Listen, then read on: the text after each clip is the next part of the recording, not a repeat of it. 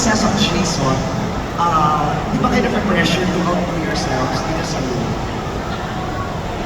Siyempre may pressure po kahit paano since Lul nga is an original. Jason kasi may mga readers na, may mga fans na nag-aabang.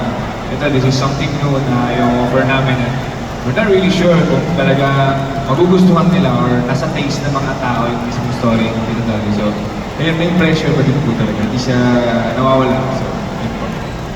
Ako, tita, every project talagang may pressure po, talagang may kaba. Kasi syempre kada proyekto naman, iba po siya talaga. It's a different story, different project, different characters, ganyan.